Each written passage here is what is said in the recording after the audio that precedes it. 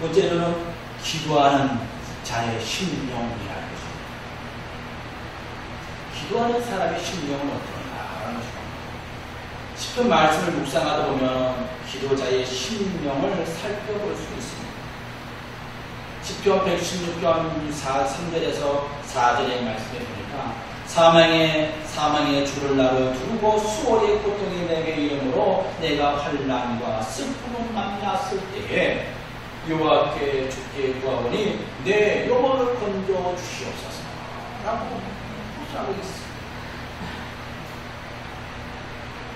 본문의 말씀 묵상하다 보니까 시편 23편 4절의 말씀이 기억이 납니다. 내가 사막의 음침한 골짜기로 다닐지라도 해도 두려워하지 않은 것을 주께서 나와 함께 하시니라. 주의 지팡이와 막대기가 나를 안위하시리로다 라고 말씀해 주십니다. 한 단계 더 들어가는 것을 보여주십니다. 하나님께 기도하는 자의 심령 어떻습니까? 바로 여호와여 사망의 음침한 골짜기에서 나를 건져 주시옵소서. 사람마다 지금 당면한 문제는 아마 다 다를 거예요. 어느 것이 가장 크냐라고 알렸을 때 어느 것이 크다고 여러분들이 생각하십니까? 아마도 상대방의 문제가 더 크다고 생각하지 않을 것입니다. 아마 내가 겪고 있는 것이 나에게 당면한 것이 가장 크고 지금 현재 해결되어야 될 응답받아야 될 것이니라 라고 부르주는 것입니다. 삶과 죽음의 문제를 놓고 있는 사람들에게 환경의 문제, 경제의 문제, 관계의 문제 이것은 문제로 여겨지지 않아요. 삶과 죽음의 갈림길보다 더 큰 것이 없다고 생각하기 때문에 그렇습니다. 근데 사실 삶과 죽음의 문제뿐만 아니라 하나님 앞에 간절히 기도하는 제목을 가만히 살펴보면 다 삶과 죽음의 갈림길에 놓여 있는 걸 볼 수 있습니다. 자신에게 닥쳐있던 음침한 골짜기 여러분 어때요? 거기서 벗어나고 싶어 한다는 것입니다. 그것이 나를 죽음의 골짜기와 같아요. 어둠 터널과 같습니다. 별반 다르지 않아요. 그래서 하나님 나 이와 같은 어둠 터널에서 건져 주시옵소서. 육신의 삶과 죽음의 문제를 놓고 갈등하는 심령, 영혼의 그런 구원의 문제를 놓고 또한 하나님께 부르짖는 심령, 우리는 분명히 각각의 기도의 제목이 있습니다.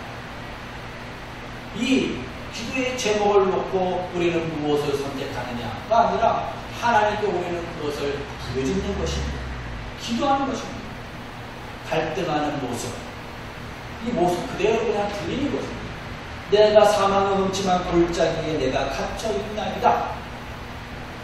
이 갈등의 골짜기에서, 어둠의 골짜기에서 하나님께서는 그것에서 벗어날 수 있도록 우리에게 힘을 주시고 우리는 기도하는 것뿐이에요. 두 번째는 여호와여 환난과 슬픔에서 나를 건져 주시옵소서. 환난과 슬픔은 믿음의 산과 연결됩니다. 믿음으로 구원받은 백성은 어때요? 선민이 되었고 성도라라고 우리는 부르짖고 있지 않아요. 구원받은 성도들은 날마다 구원을 이루어가는 삶을 삽니다. 이 땅의 삶은 여러 가지 환경이 있어요. 때로는 태풍도, 뜨거움도, 고난도 있습니다. 그런데 이것을 이겨내는 것이 믿음이에요. 익숙한 생환경, 이것은 어때요? 나에게 사실 어려움이 아니에요. 익숙하기 때문에. 내가 익숙한 환경을 잘 정리해 나갑니다. 어렵다고 해요. 사실 새로운 환경은 익숙하지 않기 때문에 어려운 것이지 사실 어려운 것은 아닙니다. 그런 사람을 만나보면 어때요? 익숙한 환경, 일단 새로운 환경을 만난 분들은 어려움을 겪습니다. 긴장하는 걸 볼 수 있어요. 저도 새로운 환경을 만나면 긴장합니다. 새로운 사람을 만나고 새로운 대중을 만나면 긴장합니다. 왜? 익숙하지 않아요. 우리 여러분들, 이제 여러분들 우리가 그 중장년 지내요. 그 우리가 하나님을 믿고 신앙생활하는 패턴 어때요? 하나님의 말씀을 듣고 그 말씀을 따라 순종합니다. 때로는 목사님이 원사님, 장로님 하셔야 됩니다. 어때요? 맞아요. 해야 돼요. 아멘. 합니다. 그렇죠? 여러분들 어떠세요? 목사님 아니에요. 그러니까? 아니요. 속으로 그래도 앞에서는 맞아요. 아멘. 합니다. 이것이 우리의 모습이에요. 익숙하게 그렇게 신앙생활 해왔습니다. 그렇게 살아왔습니다. 그런데 요즘은 어떻습니까? 요즘 젊은이들을 보면 조금 달라요. 아니면 아니라고 합니다. 그 자신의 생각을 표현합니다. 목사님, 그건 아닌 것 같은데요. 그건 잘 이해가 안 가는데. 그걸 좀 설명 좀 해주세요. 이제 자신의 이야기, 아니 궁금한 점을 물어요. 우리는 그냥 물어보지 않았어요. 그냥 기다렸습니다. 기다리다가 알면 이게 이거였구나 라고 하는데 지금은 안 해요. 물어봅니다. 왜 요즘 젊은이들이 빠른지 아십니까? 질문하기 때문에. 궁금한 걸 질문하고 묻고 탐색합니다. 그러니까 새로운 것을 빨리빨리 적용해야 합니다. 우리 50대 이후에 그 신앙생활 하는 선생님들, 젊은이들을 어때요? 보면은 때로는 좀 이해가 안 갈 때도 많아요. 그런데 그들을 한번 존중하고 한번 협력해 나가보십시오. 그럼 새로운 것들이 많이 열려줍니다. 이제는 젊은이들에게 더 익숙한 삶이 환경이 되었어요. 누구에게 배워야 됩니까? 우리는 젊은이들에게. 저도 때로는 아들에게, 젊은 분들에게 물어봅니다. 질문합니다. 그리고 네이버에게 물어봐요.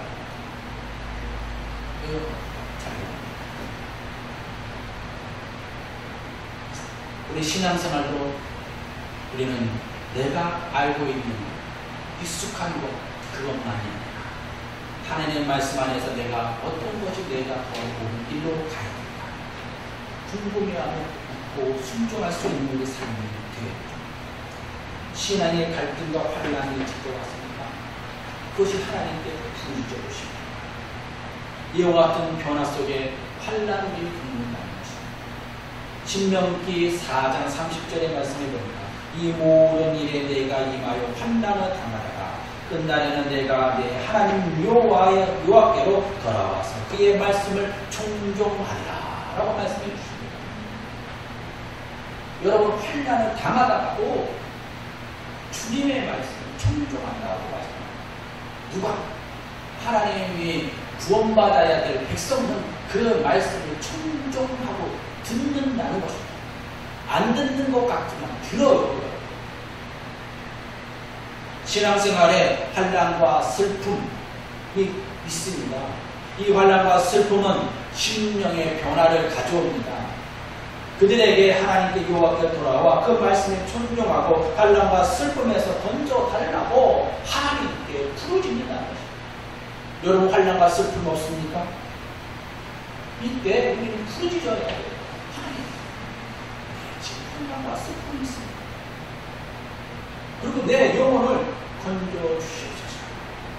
4절에는 내가 여호와 이름으로 기도하기를 여호와께 주께 구하오니 내 영혼을 건져주시옵소서. 기도와 간구에 대한 심령, 가장 깊은 기도는 내 삶과 죽음을 건져달라는 간구입니다. 아니, 특히 환난과 슬픔에서도 건져주시는 그 기도도 중요하지만 근본적인 부분은 내 영혼을 건져달라는 기도. 구원의 영혼, 이 구원의 문제는 어때요? 육신의 구원도 있습니다. 마음의 구원도 있습니다. 심령의 구원도 있죠. 그러나 어떠한 영혼의 구원도 더 중요한 것입니다. 이 영혼의 구원도 받아야 돼요. 영혼의 구원을 받았다면 육신의 구원, 우리의 심령의 구원도 이루어야 될 부분입니다. 우리 영혼의 깊은 곳에서 어둠에 갇혀있다면 얼마나 슬프겠습니까? 얼마나 답답하겠습니까? 하나님의 말씀이 들려올 때 그 말씀이 빛으로 다가와야 돼요. 아멘으로 다가와야 됩니다. 그럴 때 나의 닫혔던 이 영혼의 문이 활짝 열립니다. 예수께서는 제사장 무리에게 잡혀갔을 때 제자들이 혼돈에 빠집니다. 그들은 예수님만 따라가면서 모든 것이 해결될 줄 알았어요. 그런데 예수님께 제사장 무리에게 잡힐자, 그리고 십자가에 죽자 모든 것이 그들 혼란과 환란 속에 갇힙니다. 그런데 백성들이 제자들이 내 영혼을 감동드리고 있습니다. 출애굽기 보면 모세가 시내산에 올라갔을 때 이스라엘 백성들 모습을 보십시오. 출애굽기 32장 1절의 말씀에 보니까 백성이 모세가 산에서 내려옴을 더딤을 보고 모여 백성이 일어나라. 우리를 위하여 우리를 인과 신을 만들자라고 말합니다. 그들이 얼마나 답답하였으면 아니 보이는 신, 이때까지는 신이라고 하면 모세를 통하여서 들었던 신이었어요. 그런데 모세가 보이지 않았어요. 그러니까 두려움과 불안이 그들에게 몰려왔어요. 우리를 인도할 신을 만들어 달라고 요청합니다. 하나님 믿고 의지하였다면 모세가 잠시 잠깐 보이지 않는다고 두려워하거나 불안해할 필요는 없어요. 왜요? 하나님 아버지께서 계시기 때문에 구름기둥과 불기둥으로 항상 그들과 함께 있음을 그는 보았어야 돼요. 그런데 그들은 그걸 보지 못했어요. 누굴 보았습니까? 모세만이 보였어요. 그런데 모세가 보이지 않으니까 두려워합니다. 갈급한 심령을 가졌어요. 그런 우상을 만들어 놓고 이것이 여호와 하나님이나 우리를 인도하는 신이다 라고 그게 얘기됩니다. 잠시 잠깐은 그 갈급한 것을 해결되겠죠. 그러나 사람이, 환경이 우리 영혼의 갈급함을 해결할 수 있습니까? 거기서 우리는 벗어날 수 있습니까? 사실 우상을 버려야, 내 욕심을 내려놓아야 주님의 은혜를 찾을 수 있습니다. 영혼의 충만함을 이길 수 있습니다. 하나님께서 우리들에게 주님의 복음의 말씀을 우리가 선포할 때 성령이 우리에게 임하시매, 그럴 때 우리가 변화가 임하였습니다. 성령의 축복이 임하였습니다. 베드로가 고넬료 가정의 방문하여 복음의 말씀이 선포될 때에 성령의 충만함을 입어 영혼의 구원의 은혜가 임하였더라. 사도행전 10장 44절에 베드로가 이 말을 할 때에 성령의 말씀을 듣는 모든 사람들에게 내려오시느니라 라고 말합니다. 성령의 말씀을 듣고 고넬료 가정에 성령 충만함을 얻었어요. 그곳에 모인 백성들의, 모인 가족들의 모두 구원함을 얻어 하나님 앞에 구원받는 자가 되었어요. 이방인 중에 최초로 구원받는 자, 예수 그리스도를 믿는 구원의 선물로 누리는 자가 되었습니다. 그들을 통하여서 이제는 하나님의 복음의 역사가 온 땅에 선포되었다는 것입니다. 내 영혼을 건져 주시옵소서라고 간구하고 있습니다. 그럴 때 하나님께서는 이제는 우리 모든 성도들이 그 간구하는 심령들이 외치는 게